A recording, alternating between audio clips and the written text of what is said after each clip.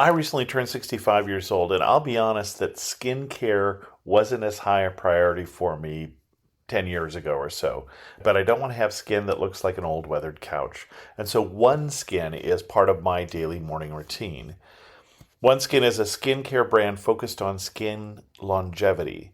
The company is founded by an all-women team of scientists with PhDs in areas including stem cell biology, skin regeneration, and tissue engineering. It's designed to target senescent cells, which are associated with visible signs of skin aging, such as wrinkles, fine lines, and the loss of elasticity, which I know nothing about, but I do know that it makes my skin feel good. Born from over a decade of longevity research, OneSkin's OS1 peptide is proven to target the visible signs of aging, help you unlock your healthiest skin now and as you age. For a limited time, try OneSkin with 15% off using code TRAVELER at oneskin.co/traveler. That's 15% off oneskin.co with code TRAVELER. After you purchase, they'll ask you where you heard about them. Please support the show and tell them we sent you. And thanks to OneSkin for sponsoring this episode of Amateur Traveler. Reggie, I just sold my car online. Let's go, Grandpa. Wait, you did? Yep, on Carvana. Just put in the license plate, answered a few questions, got an offer in minutes. Easier than setting up that new digital picture frame. You don't say. Yeah, they're even picking it up tomorrow. Talk about fast. Wow, way to go. So, about that picture frame. Forget about it. Until Carvana makes one, I'm not interested. Car selling made easy. On Carvana. pickup fees may apply. This is not a typical episode of Amateur Traveler, but a special episode in what I'm calling the More Travel series. And this episode is going to be about Christmas markets. This is Chris Christensen from Amateur Traveler. Let's talk about Christmas markets in Europe.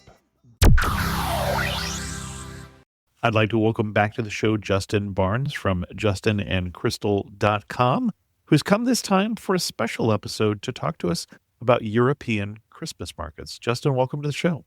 Thanks to be back, and I appreciate the opportunity to talk on this. I've been politicking you for a couple of years to talk about the Christmas markets, but it never really fit into the normal episode structure. Exactly. No, but now that I'm doing the special episodes, it gives me a chance to branch out a little bit. So you have been pitching me Christmas markets for some time now. How many Christmas markets have you been to? I was counting up, prepping for this, 32 different cities across 12 countries. How many different markets? I'm going to guess somewhere on the order of 75-ish, because some cities have 6, 7, 8 markets. Others have just one or two. Excellent. Let's start with the why. It's very cold in Europe around Christmas time, and I have been to a couple Christmas markets, but I got very cold. So why would one go to these outdoor markets in December in Europe? Yeah, that's a very good question. I should preface this by saying I'm a kid who grew up in California, spent most of my life in Southern California and Hawaii. I abhor the cold. Yeah. I abhor being in large groups of people. And yet I've been to Christmas markets over and over again for the last 7 years, 8 years, with the exception of 2020. I'm not sure what it is, but it just gives you this festive feeling that I never really got living in the States and experienced Christmas season in the United States. It's just this collective mood of good cheer, everyone hanging around, enjoying themselves. And maybe just because it's so different from newer cities in the U.S. to just being these old towns in Europe and going to markets that have existed for hundreds of years, it just gives you a more Christmassy feel than you get watching the same commercials for cars in the U.S. What was the first one you went to? What got you hooked on Christmas markets? I'm curious. It was because we had wanted to go to Central Europe for a while. And in 2018, we went to Central Europe, not necessarily to go to the Christmas markets, but just that was the time of year that worked the best for us. And we could use the fewest vacation days at our jobs, because several of those days were going to be off days anyway. Yeah. And so we just decided to go then. And then the second year we went because we were looking for where we were going to move when we moved abroad. And it just so happened that, again, that was the best time of year to go. Yeah. And after the second year, we thought, why don't we make a routine of this? And we have ever since then. Got it. For how many years then? 2018, 19, 21, 22, 23, 24, and just finished this year's 25. Excellent. What are you going to recommend for us? So there's a couple different itineraries. There's a number of ways of doing this because obviously these Christmas markets are spread across a wide swath of the continent. Yeah. And it's really up to any individual person the best itinerary. I personally would recommend going to 3 to 5 places, depending on your schedule, how many days you can get off. And that doesn't necessarily mean moving 3 to 5 times because there's a number of cities that are close enough by train that you could take a day trip from one city to another, enjoy the markets for 6-7 hours at some small town and then head back. What we do almost every year, with limited exceptions, is we take the trains everywhere after flying in, and then we travel with backpacks only. So getting around on the trains, getting around through the cities is very easy. We get B&Bs or hotels near the train stations, which coincidentally are usually very close to the old towns where the majority of these Christmas markets are. Right. And so we look for things that are geographically close and go new places every year, but always end in Vienna and Budapest because those are the 2 favorite cities of ours to visit that time of year. So, for instance, this year you did what?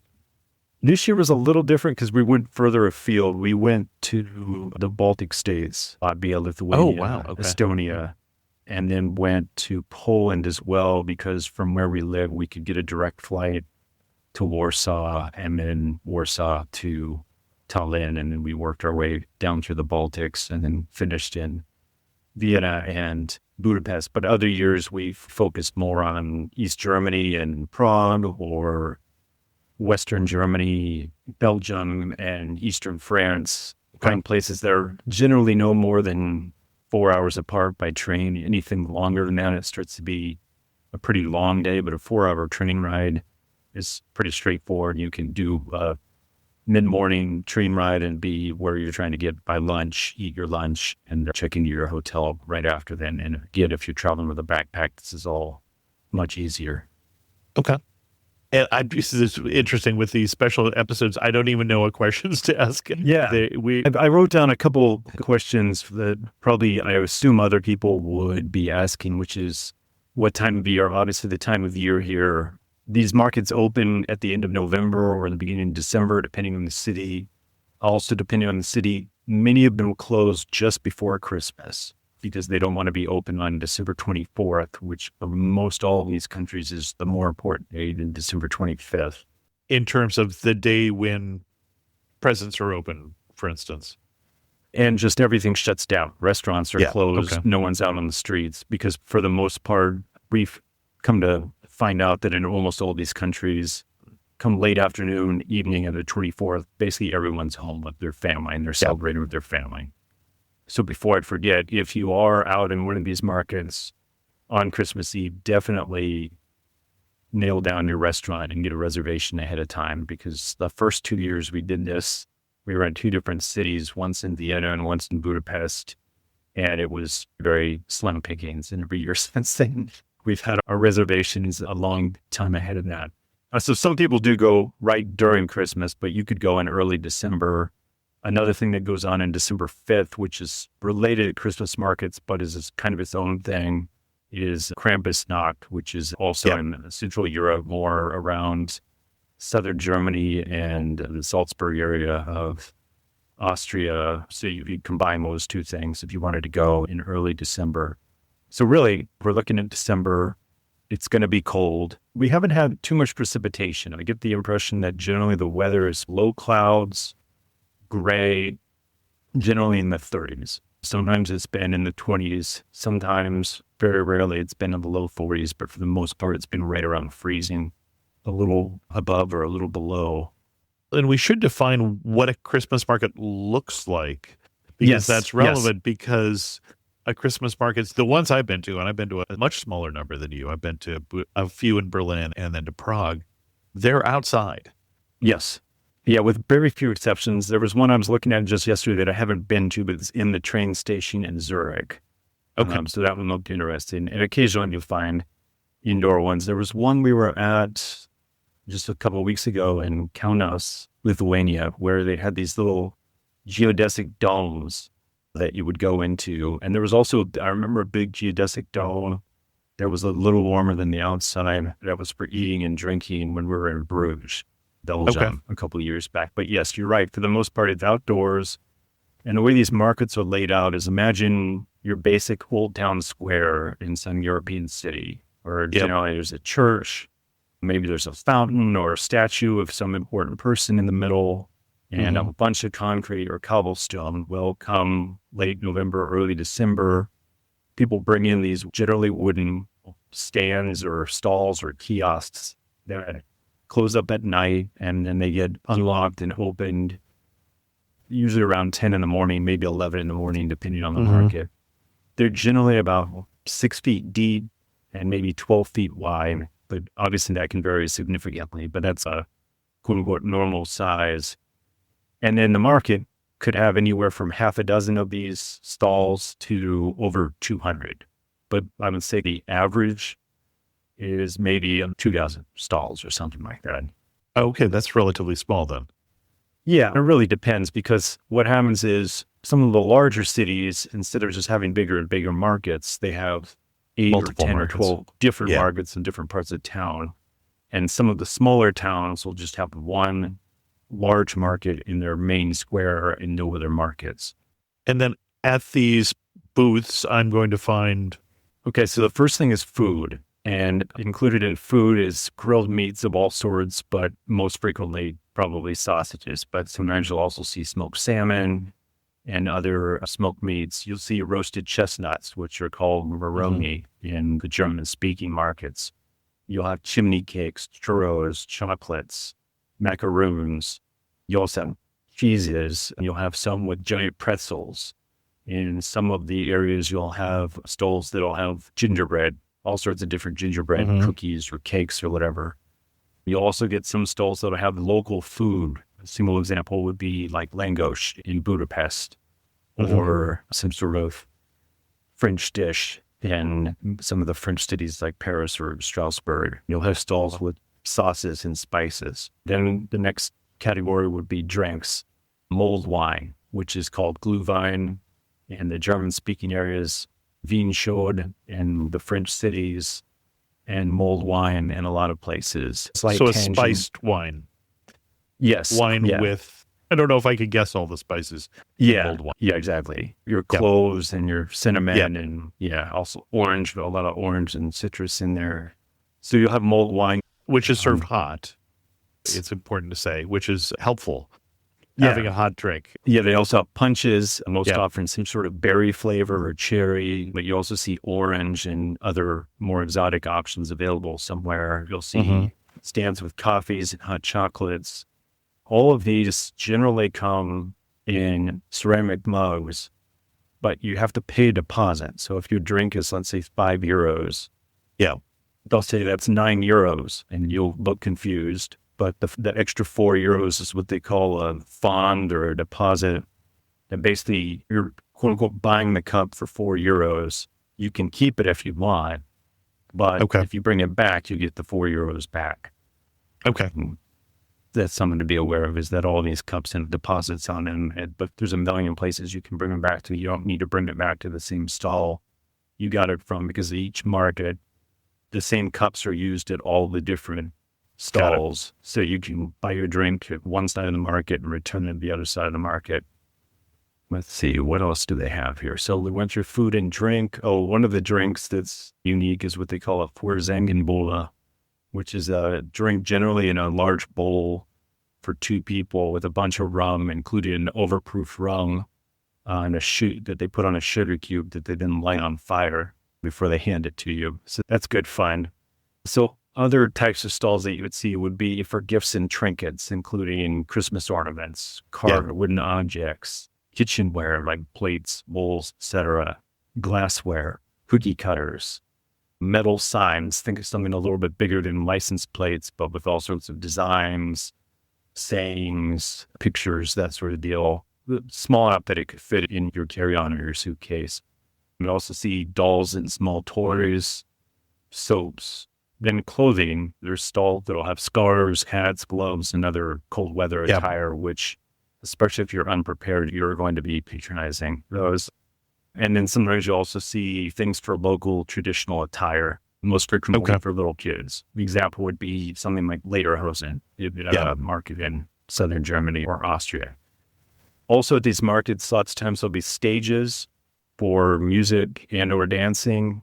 These stages are used more frequently on the weekends and in the evenings, not necessarily all day, every day, but just at the times where there's the most amount of people there. And it seems to me that the most amount of people typically is afternoon into evening rather than mornings at the markets I've been to. Yes, I noticed the same. It's probably busiest right around dusk to Yeah. 7 p.m. And the weekends are busier than the weekdays because the Sure. locals are out on the weekends. Mhm. So that's one thing in terms of planning is I would suggest it, to the extent that you have some flexibility, is try to avoid the weekend right before Christmas in some of Okay. the larger cities. Because I remember a couple of years ago, we were in Strasbourg, which I'll talk about more later. It's one of our favorite places we went, but we were there the weekend before Christmas. So maybe like the 21st, 22nd, something like that. And it was completely packed. We were there Monday as well before we left. And the Monday was night and day compared to Saturday and Sunday. So in hindsight, we would have been better served to be in a smaller town with less people on the Okay. weekend itself. So back to the markets and what's there. In addition to the stalls that are there, there's also what I'll call some peripheral things that are sometimes there, sometimes not. One would be in some of the cities, we noticed this most in Bratislava and also in Leipzig, is in addition to the stalls in the market, you'll also have a situation where a lot of the storefronts for the stores that are there year round, they will Yeah. turn their storefront a makeshift stall as well. Usually they'll have one or two giant pots of blue vine. Maybe they'll be selling Got it. some sort of dessert or a cake or something, especially if they're a cafe or a bakery. So those lots of times you'll see a lot of these markets have ice skating rinks, either part of the market or Mhm. standalone. In some of these markets, you'll see Christmas pyramids, which would be hard for me to explain, but I think if you saw it, you would recognize it. It does look like a pyramid with a whirly bird on the top that Okay. spins around horizontally. Lots of times you'll see Ferris wheels, you'll see rides for kids. Sometimes you'll see this game that is called Ice Stock Schießen, which is like curling. We didn't see Okay. that so much before. We saw it for the first time in Cologne maybe 4 years ago, but we've seen quite a bit more in the last 4 years. It's pretty popular. It's fun. You don't need to be any good at it to play. And then a lot of these cities have, as you can imagine, extravagant lighting on the streets, Yeah. on the sides of the building, decorations as well. And finally, the last, what I'll call peripheral thing that's not in the market itself is some of these cities have Christmas trams. So the trams that go around the town, Yeah. some of them are decorated differently. They're decked out with Christmas attire, playing Christmas music, look different from the regular trams. And some of them have trains like you would see at I'm trying to think, but something like you might see at Disneyland. That's The going pretty tourist trains. slowly going from one tourist trains, Yeah. yes. But it Yeah. would be going, let's say, between two markets that might be a 20-minute walk that kids okay. wouldn't want to walk. Yeah. Yeah. It's just little trains that go around between the markets and the cities. So then the next thing I think that would be helpful in terms of trying to make heads or tails of what's going on here is there's different categories of cities. So the first category I would say is there's your tiny, charming town with a very authentic looking old town that just makes a really Yep. nice, charming backdrop. Probably hardly any cars, just pedestrian streets around, and maybe just one or two markets in the town. So examples of this would be Trier in Western Germany, Tallinn in Estonia, Bratislava, and then probably the smallest one we've been to, Ostend, near Salzburg in Austria. Got it. Okay. Then you have some cities that don't really have too many markets, but they're more decked out for lightings and decorations. They look Christmassy, but they don't necessarily focus on markets. And that would be places like Vilnius in Lithuania, Warsaw, Poland, Bruges in Belgium. And then I'd say that the last category would be the large cities that have multiple markets. Oftentimes, the markets have different themes. Some are focused more on handicrafts. Some are focused more on food and drink. Okay. Some are focused more on local wares and that sort of thing. And that would be big cities like Vienna, Dresden, Cologne, those types of cities. In terms of thinking about the cities, though, and the crowds, don't necessarily assume that the larger cities have the most crowded markets, because if you can imagine an old town square, if you have double the number of stands, double the number of people, but triple the size of the square, it's going to seem like it's less crowded than if you have not too many people, but in a very cramped area. So don't assume that the size of the city necessarily equates with the crowds in the city. And then, like I said earlier, the majority of the time, but not always, the train station and the largest markets are fairly close. What we do is we find a hotel that's maybe halfway between the train station and the main market. Is generally not more than a 10-minute walk. If you're carrying a backpack, that's no problem at all. If you're lugging 2 suitcases that each weigh 50 pounds, you're going to have a completely different experience. Obviously, some people do the river cruise market-oriented Christmas river cruises. It doesn't sound like you've done that yet. No, because cost-wise, it's going to be more. And then the issue with some of these is it's just so easy to get between these cities by train, because like the Danube cruise, I've seen several of those that go to Vienna, Bratislava, and Budapest. They're all very close by boat. Sure. Yeah. But they're also very close by train.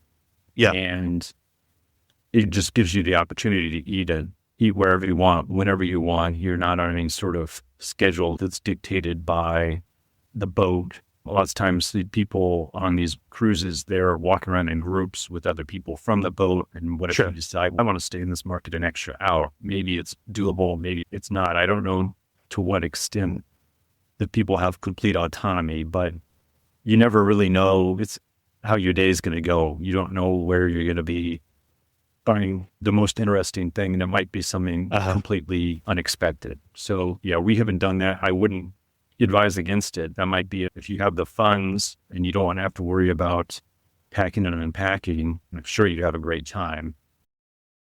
I'm going to guess if you listen to Amateur Traveler, then you like travel planning. You at least like thinking about trips ahead of time.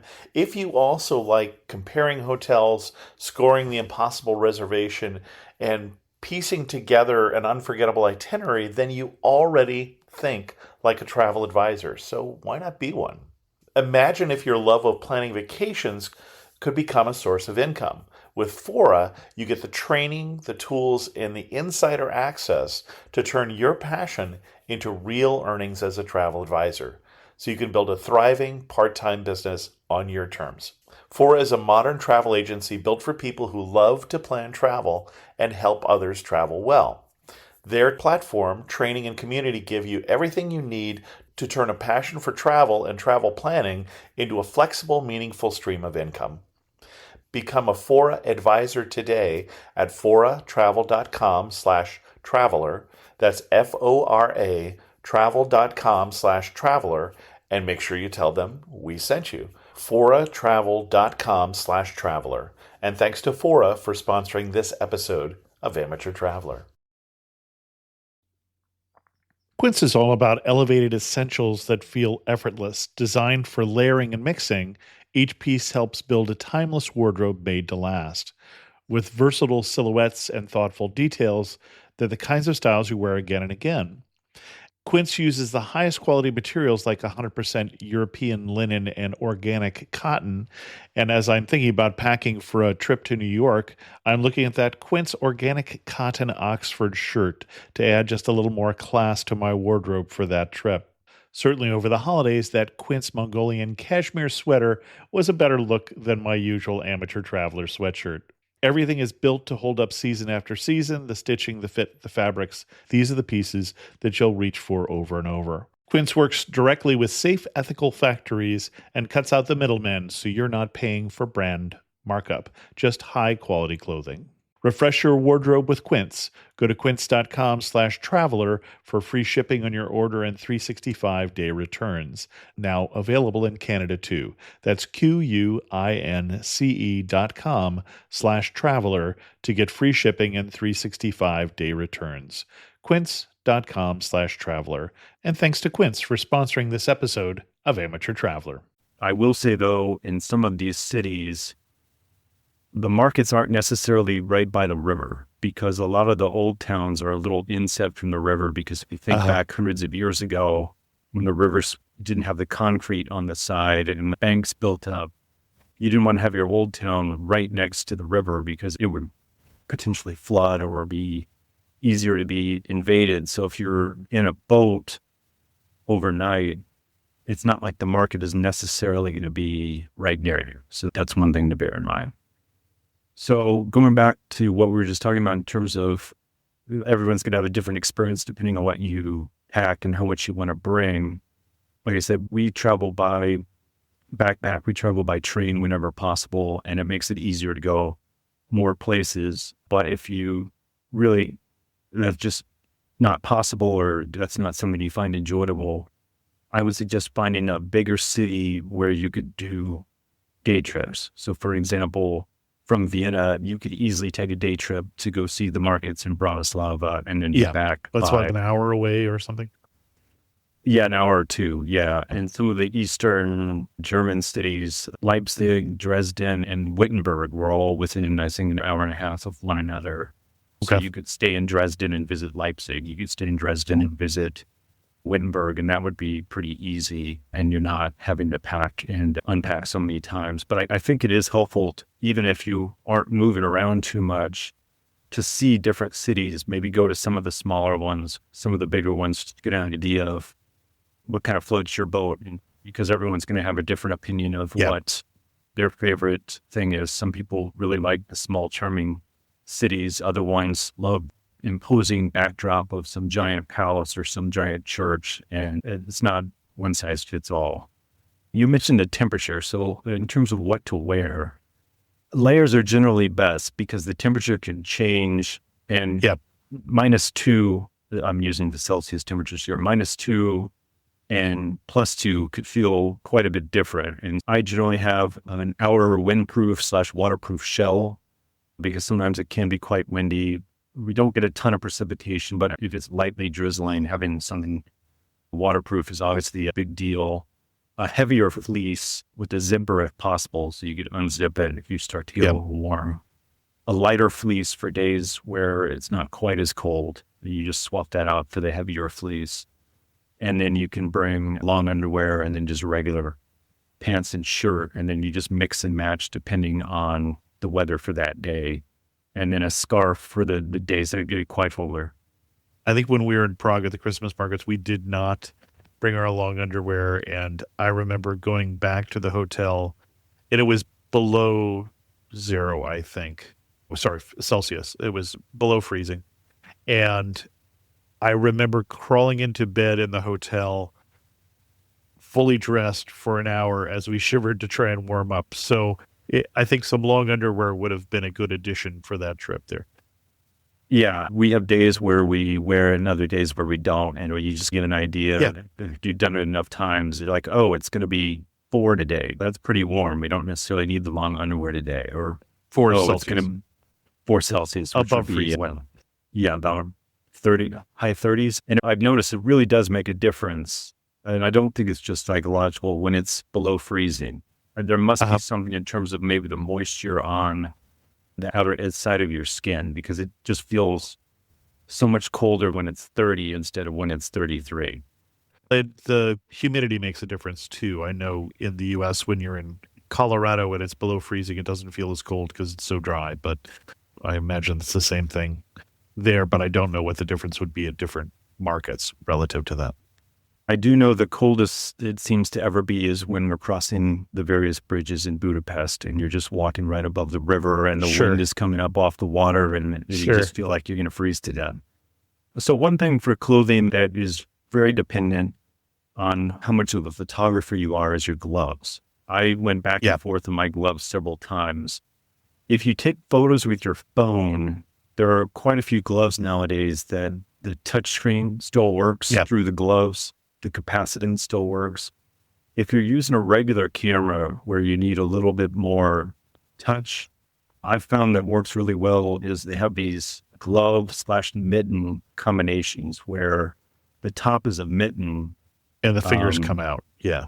with the fingers, the bottom of your fingers are covered and then the mittens flip off. And so you can have uncovered fingertips to do whatever you need to do and then flip the mitten back on when you're done doing whatever you need to do with your fingers. And then the last clothing thing I would recommend is waterproof shoes, preferably something with a good grip for icy pavement, because if you have had precipitation and it is below zero, a lot of these old towns have uneven footing. They have old cobblestone that's been smooth for hundreds of years. And if you're walking around in shoes without much of a grip, the last thing you want to do is slip and fall on cold, icy pavement. So let's see here. Before I get on to the next part, I did have a couple helpful tips, which is at some of these markets, you will see prices for, let's say, one sausage, and it will be €5 for a sausage. Sure. But then in some of the other markets, you'll see sausages or other food priced by weight, usually by the decigram. Okay. And especially the Americans who don't use decigram frequently at all, don't have any idea what the amount of food that is. And even if I told you it was a fifth of a pound, is that going to help you? And That's especially about a quarter pound.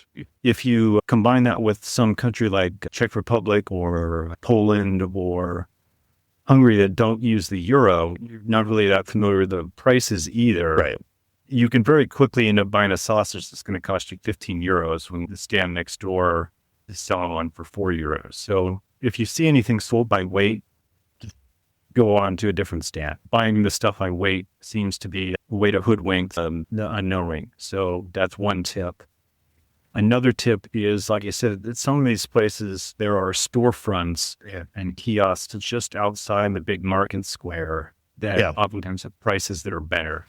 One example is there's a Nikolaistrasse in Leipzig and Utsa in Budapest that are right next to larger Christmas markets. And generally, the prices are quite a bit lower at the storefronts on those than being in the main market where all the tourists are hanging out.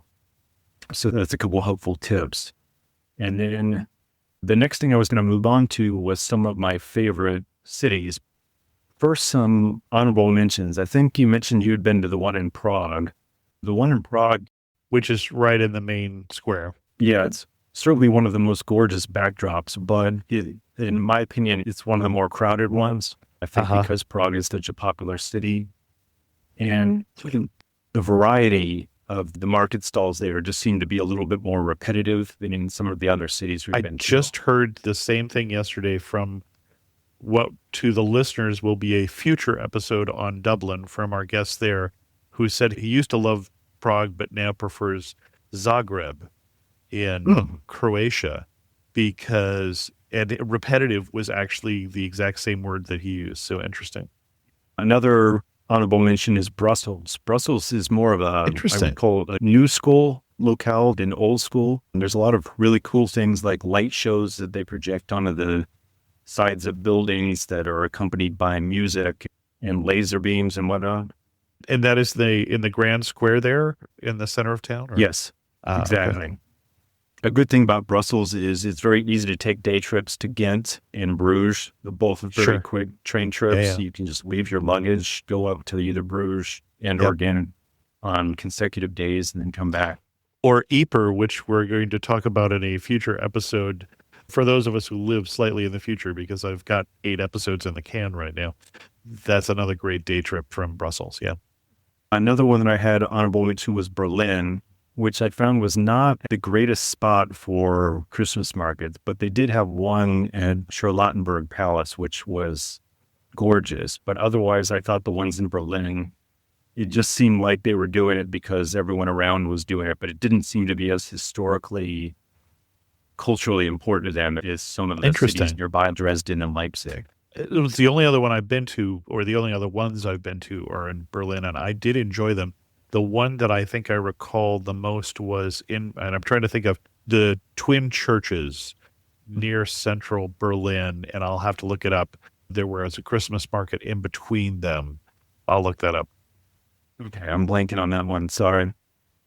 Paris we liked, but for us, the markets in Paris seem to be more geared towards families with children, and we don't have any children, so those didn't appeal to us as much. But obviously, some of the backdrops that you'll get at some of the Parisian markets are very nice. The one at Hotel de Ville was great. There's one just across the river from the Eiffel Tower, where you see the Eiffel Tower across the river as you're having your meats, cheese, and champagne board at the Christmas market. So that seemed a little fancy compared to Glühwein and a sausage.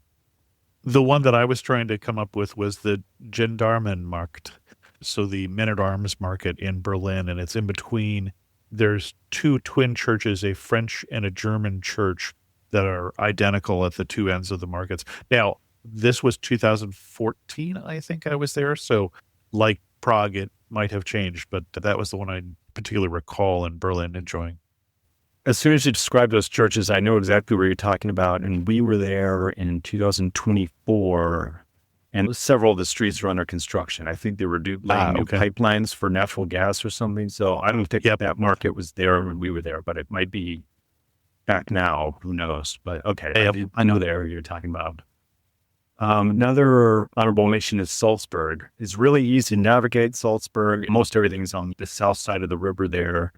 The old town is very small and easy to walk. The problem is the old town has very narrow streets, and it gets busy there, and those main streets get very cramped sometimes. I will say Salzburg is a great spot to be if you're going in early December and you're there around December 5th, which is when Krampusnacht is, because either in Salzburg or in some of the cities in that area, the larger area they call Salzkammergut, I think. That area is a prime location for seeing some of the Krampus celebrations there. Krakow is another honorable mention. We were just there a couple weeks ago. They're the opposite of Salzburg. They had a huge area, and it didn't seem nearly as crowded because of that. We just didn't think it was quite as photogenic as some of the ones in our top 10.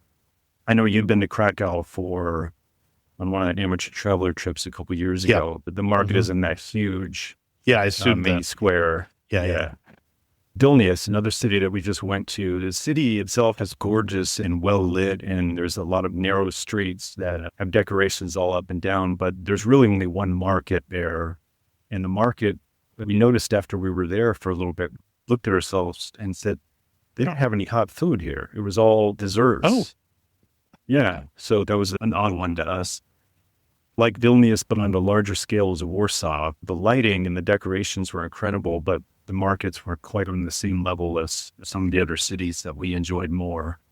And then the final honorable mention is Riga, which has a really nice self-contained old town that's hidden in by the river on one side and a park on the east side. It's not too crowded, very festive. That's probably the hardest to leave off my top 10. Then there's a couple more honorable mentions of places I haven't been to yet, but I've heard nothing but good things. One of them is, I'm going to butcher this pronunciation, but Rovaniemi in Lapland in Finland. Oh, okay. It's basically a whole village that was constructed out in the forest that's got Santa's hut, I think. And you can go dog sledding around there. They have things for looking at the northern lights. It looks something out of a postcard, and we're thinking of going there next year, but I haven't been there yet, so I can't really comment on it. Colmar, which is a small town near Strasbourg, near the German border. I've heard nothing but great things. There's one at the base of a giant railway bridge in the Ravenna Gorge in Germany's Black Forest that just looks pretty epic, especially if you are there when it has just snowed or it is snowing. So I've always wanted to get to that one, but it's not necessarily right nearby some of the larger cities that we've been to on our trips. And then the last one that I have that I quote unquote to-do list is the Illuminarium market in Zurich, which has just some incredible lighting and light shows in the square that's there. So that's one that I'm looking forward to, but I haven't been there yet. And I realized I've been to one other that's worth mentioning because you brought up Zurich.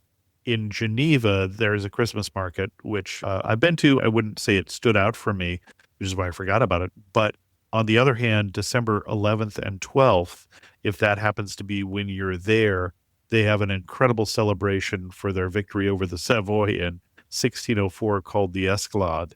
And if you like to see people with muskets and pikes hiking through the city and a night parade and things like that, it's a wonderful festival with people outdoors with large pans of tartiflette, which is a cheesy potato bacon dish served in these great big 3-foot wide copper pans and things like that. It's a wonderful time to go.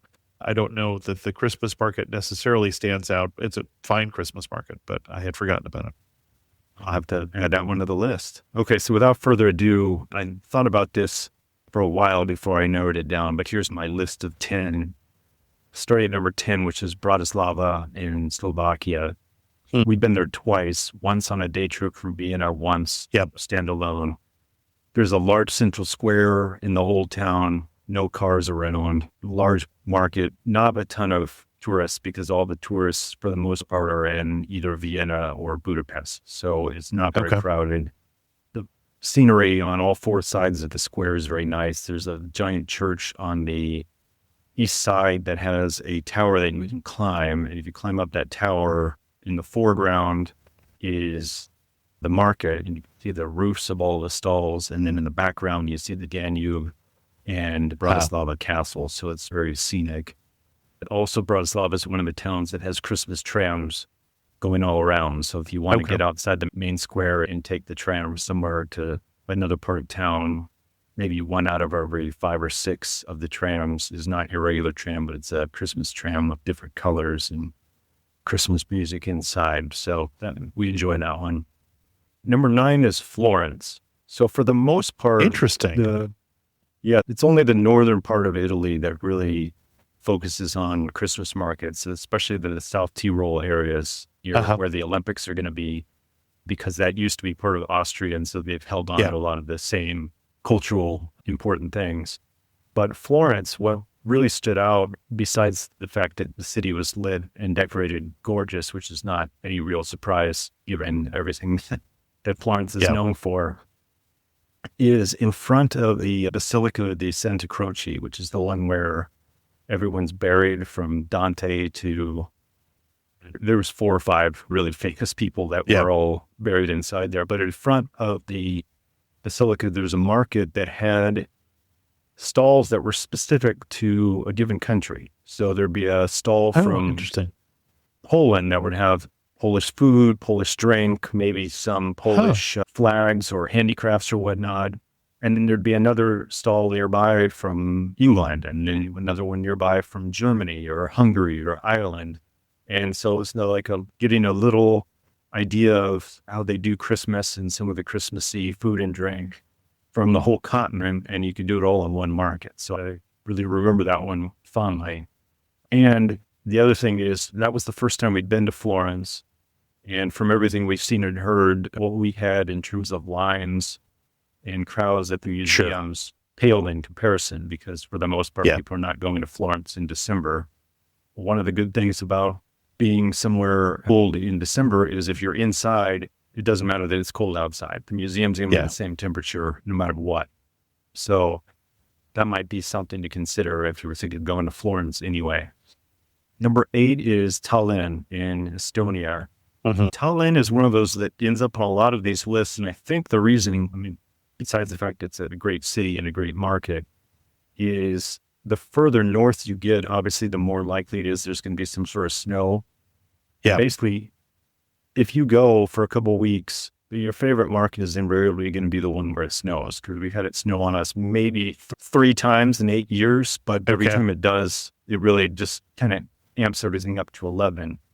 But sadly, over the last 20 years, because of global climate change, it doesn't snow anywhere near as much in the Baltics as it used to. All of our guides last month told us there used to be reliable snow by early December. Now it's mid-January before they get snow.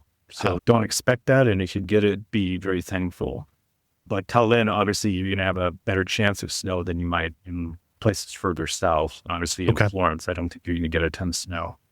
Tallinn also is not overrun with a ton of tourists or stalls that have corporate sponsorship yet. A lot of the bigger markets in bigger towns will see a stall that will be set up by Jack Daniels or Captain Morgan or Jameson Irish whiskey or something, which is fine if that's your thing. I'm not trying to tell you that's not worth doing. I'm sure all the drinks taste good. It's just one of those things I would rather get something from Chris, who's lived in the town for his whole life and has been running a Christmas market stall for 30 years.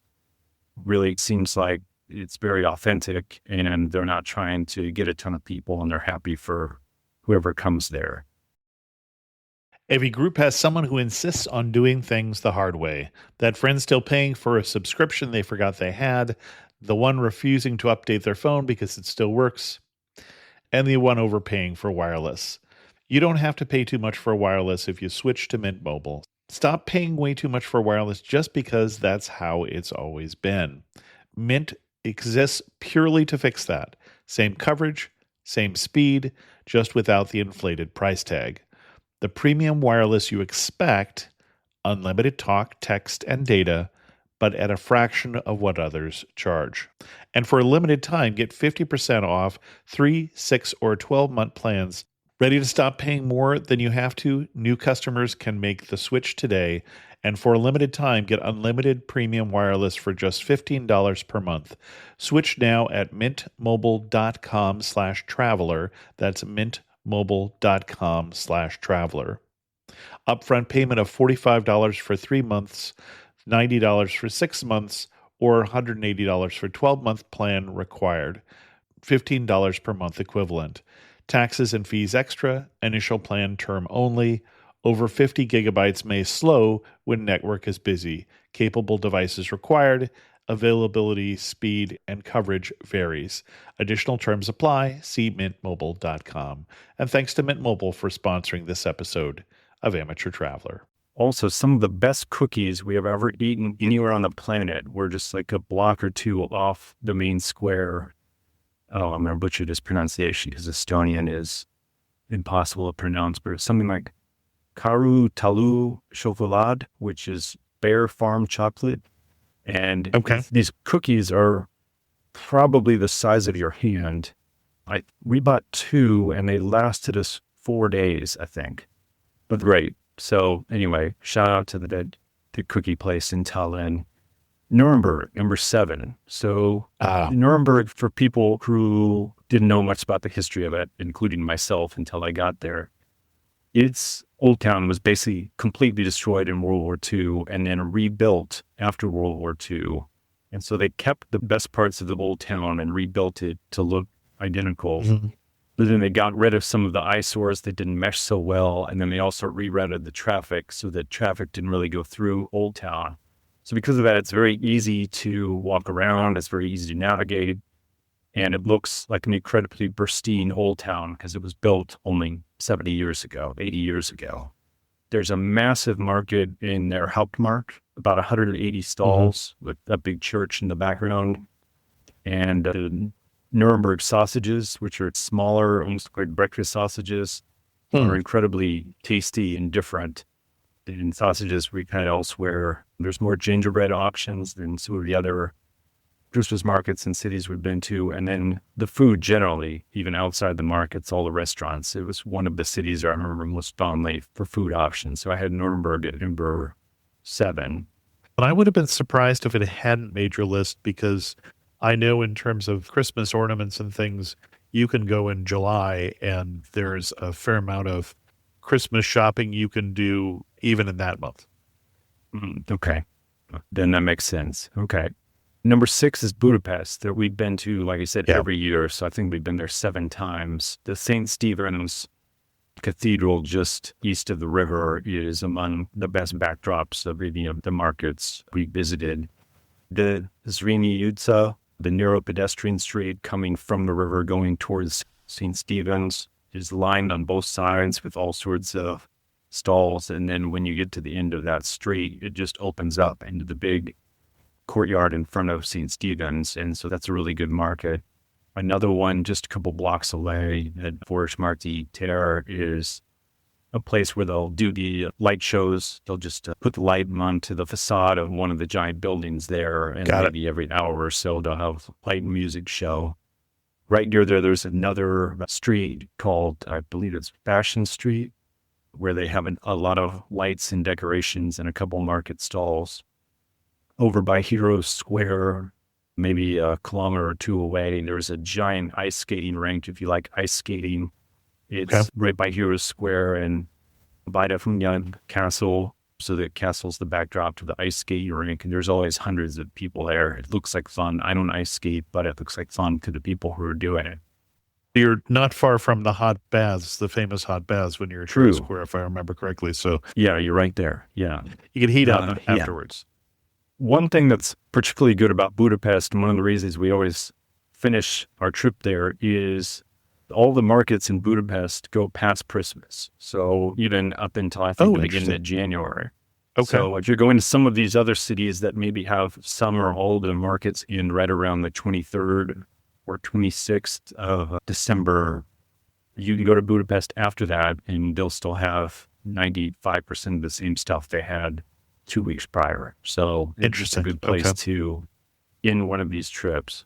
And number 5, I have Dresden, which has the original marked market that's almost 600 years old now. Wow. Almost 250 stalls at that market. It's ginormous, and you can get a great view of it from the Kreuz Kirche.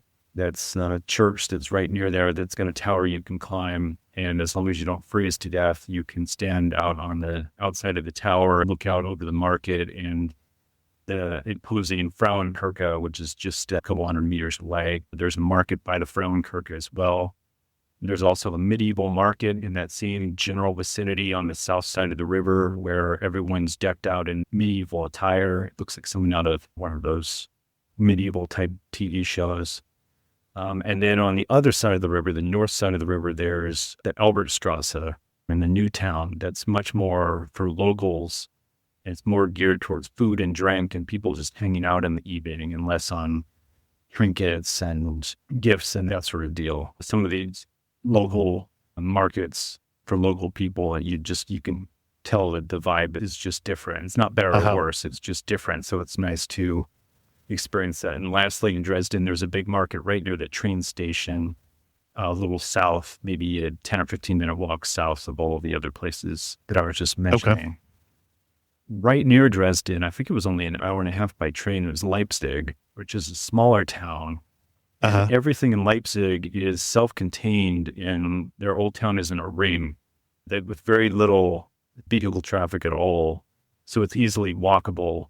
There's multiple markets there, but they all seemingly transition just from one to the other without any obvious signage. So it really seems like the entire old town has basically been turned into one giant market, even though I think it's 3 or 4, maybe even 5. They've got Eichstadtschichten in a couple places, including a Swiss village market that's near the new Rathaus there.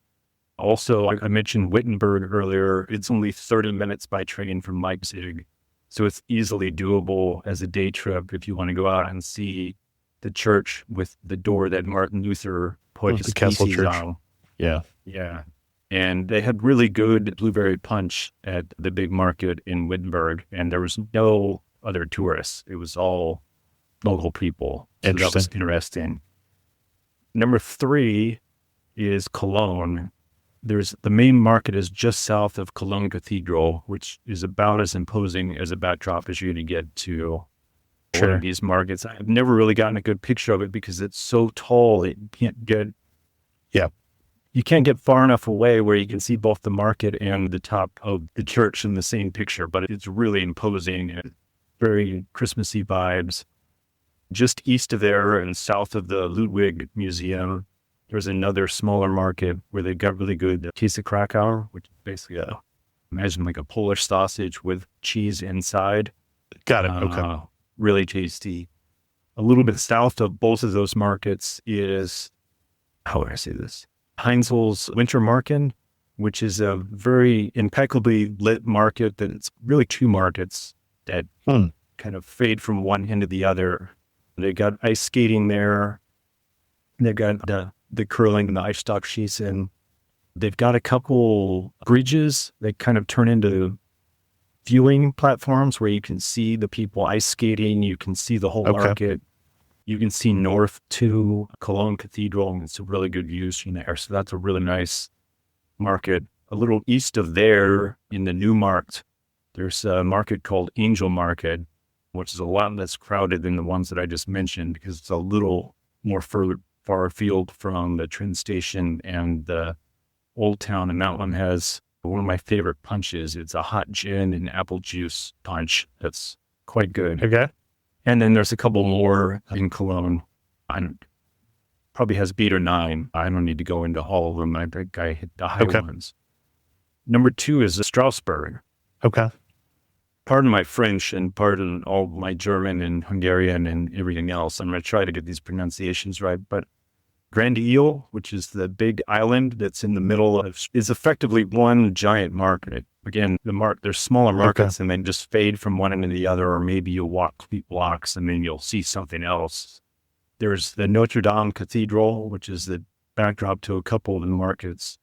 Those markets, to me, seemed a bit more claustrophobic because there just weren't enough space. And I think because of the proximity to the church and it being the most central location, those ones seem to be busier. So if it does feel claustrophobic, you can walk just a couple blocks over to Place Kléber. That has a lot more room to walk around comfortably. It's a bigger area, more stalls. There's also another large market with more room close to the National Opera House, a little bit further. I think that would be northeast than some of the other ones that I mentioned. One thing we noticed in Strasbourg, to our surprise, was the prices of the drinks were noticeably less expensive than in Germany, Austria, and Belgium. Maybe 2/3 the price.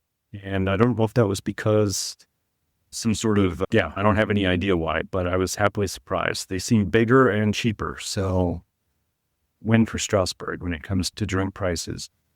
Also, Strasbourg, I would say, probably of all these cities has the best decorations in terms of the buildings being decorated, the lighting.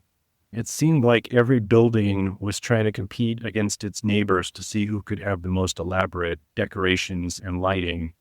And we're all winners to that because you can just walk around, even if you're not out in one of the markets, and it still just feels like you're in the middle of some Christmas movie. Tons of teddy bears and pink pigs adorning the walls everywhere. And another thing from Strasbourg, we mentioned Colmar earlier, and Colmar, it would be an easy day trip from Strasbourg. I wish in hindsight we'd gone to Colmar, but we were enjoying Strasbourg so much. We didn't have an extra day to do that, but if I did it again, I would definitely take a day trip to Colmar, or vice versa. You could maybe stay in Colmar and take a day trip to Strasbourg. You could do it either way. So then, last one, number 1, Vienna, where we've spent Christmas Day itself every year since 2018, with the exception of 2020. The market at the Rathausplatz is probably my favorite market in terms of the totality of the variety of stalls that they have there, the Christmassy vibe it gives off, the lighting, the decorations, and the backdrop of the Rathaus itself. The lighting there is pretty impeccable. St. Stephen's in the middle of the ring in Vienna. It's another gorgeous backdrop. And market itself is not so big because there's not a ton of real estate there, but there is a market there. Then there's 3 giant palaces around town. The Schönbrunn Palace, which is a little further afield, and you can just take the U4 metro to get out to there. Belvedere Palace, which is just outside the ring. You could walk to that or take the D tram or the 71 tram to get out there. And then the Hofburg Palace, which is inside the ring, usually with a small market because there's not a ton of real estate there. But all of those are open on Christmas Eve and on Christmas. Oh, wow. As is the one at the Rathaus, as is the one at Maria Theresienplatz. Although this year, the one at Maria Theresienplatz was closed because of construction they're doing at the square. But I assume it'll be open in the next year or two. There's also a giant market at Karlsplatz, just outside the ring. But that one does close on December 23rd. So some of the years we've been there, we haven't been able to go because we got there on the 24th. for example. There's actually a decent amount of market that closed on the 23rd in Vienna, the Freyung market and the Amhof market. They're both smaller markets inside the ring. They closed on the 23rd. There's one in the 7th district, the Spittelberggasse. This one's very local. It's almost all food and drink, and it's almost all local people. And there's a stall right near a Filipino fusion restaurant called Lolo and Lola, where they have, it must be 20 different types of punch. Every single flavor that you could think of, they have it. So we were there before the 23rd. We do go over there and try out as many of the different types of punches as we can. And then there's a more kid-friendly market in the 2nd district on the other side of the Donau Canal by the giant Ferris wheel in Prater. In addition to all these markets that I think I already mentioned, 8 or 10, all the streets are immaculately lit. Kartnerstrasse and Graben, which are two of the big pedestrian streets right near St. Stephen's. The Kartnerstrasse has these giant red balls between St. Stephen's and the river that are hanging between both sides of the road. And in Graben, there's these giant white chandeliers that just always look incredible. So yeah, Vienna's great. And again, you could also do a day trip to Bratislava from there if you wanted Right. to. And one word of clarification, you mentioned the Rathaus. So that's the city hall, beautiful Yes. Gothic city hall. Yeah. So now that I've mentioned what to expect, what some of the better cities are, here's just a couple quick recommended groupings that might work if you're trying to plan something. You could do something in East Germany and into Prague and Vienna. So like Leipzig, Dresden, Prague and Vienna. That would be shorter train trips, great markets, and really impressive backdrops in a lot of those cities. You could go up to the Baltics, Vilnius, Riga, Tallinn, and maybe mix in Helsinki as well, because you can just take the ferry across from Tallinn to Helsinki. Oh. If you wanted to stay a little bit more west, you could visit Cologne, Brussels, Trier, and Strasbourg, and get a good mix of old and new, bigger cities and smaller cities, different cultures, different languages. Those are also just beautiful cities to visit anyway, with all the history there. Yeah. Yeah. And then in terms of the least amount of travel, I think Vienna, Bratislava, and Budapest, all of those are short train trips from one another. And especially if you do Bratislava on a day trip, basically you would only have to move once. So that would be, I think, the most bang for your buck if you're short on time. And then the last one is one we did a couple years ago that started in Cologne, then went down to Strasbourg, across to Nuremberg, and then finished in Vienna and Budapest. And I would say that's probably the best combination of places, foods, variety of markets, and it's doable in 2 weeks, even though it's 5 places. So if you maybe have those weeks off anyway, or the kids are out of school and you're thinking of doing something, you have 2 weeks. The combination of Cologne, Strasbourg, Nuremberg, Vienna, and Budapest, I don't think you could do much better. Yeah. And actually, you also just defined probably one of the Christmas market routes, which includes those cities. Sorry, one of the Christmas market cruises routes, which includes those cities. Okay. So, Okay. All right. So a couple other quick things to know. Most all these cities have either their own website that lists when the various markets are open, the dates they're open, and the times they're open. And if the city doesn't have an official one, usually there's some local person who's an aficionado or a big fan of Christmas markets, and he or she will have the same thing with the date that the markets are open and the hours they're open. got it. At the crosswalks, especially coming from a warm climate, I could never figure out how to use the crosswalks. The buttons are on the bottom of the little... Oh, interesting. Okay. Yeah, so if it snows or rains, Yeah. it doesn't freeze. So the button's on the bottom. So if you can't figure out where the button is, it's on the bottom. English is widely spoken at most of these markets, especially the more touristy ones near the big palaces and churches, but a bit less so in France and Italy.